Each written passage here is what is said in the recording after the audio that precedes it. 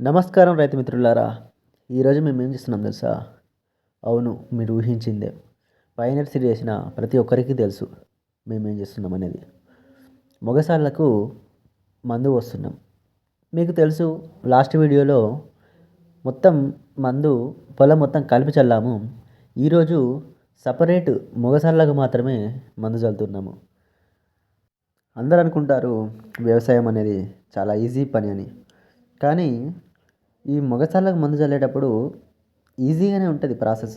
కానీ నడవడం చాలా కష్టం.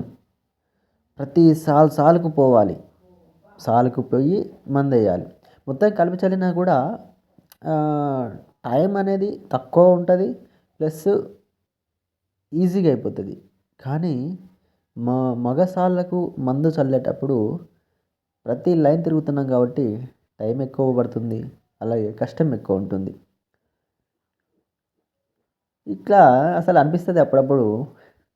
ఇట్లా నార్మల్‌గా ఖాళీగా ఉండి, అంటే వాళ్ళకు వర్క్ లేకుండా జస్ట్ ఖాళీగా ఉండి ఎప్పుడో ఒకసారి జిమ్‌కి వెళ్తారు చూడండి.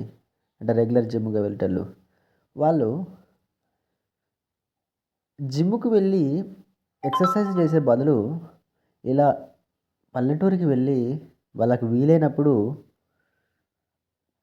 ఆ కండలకు పెంచేదేదో పొలాల్లో పెంచితే, అంటే పొలాల్లో పని చేయడం వల్ల వాళ్ళకొక సాటిస్ఫాక్షన్ ఉంటదని నా ఫీలింగు. ఏందంటే, అర్రె! ఈరోజు ఒక వ్యక్తికి మనం సహాయం చేశాంరా అని. ఇదంత పాసిబుల్ అయ్యే విషయం కాదు. కానీ జస్ట్ అలా నాకు అనిపించింది.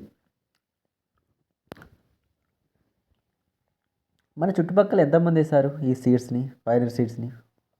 మీరిప్పుడు ఏ దశలో ఉన్నారు? మనం మొత్తం పొలం కలిపి మందు చల్లినప్పుడు మనకంతగా అర్థం కాదు. అంటే ఎక్కడెక్కడ నారు చచ్చిపోయిందని. కానీ మొగసాలు వేసేటప్పుడు మాత్రం మనం ప్రతి లైన్‌ని తిరుగుతున్నాం కాబట్టి నారు చచ్చిపోయింది అనేది గుర్తులు మనకు క్లియర్‌గా కనిపిస్తాయి.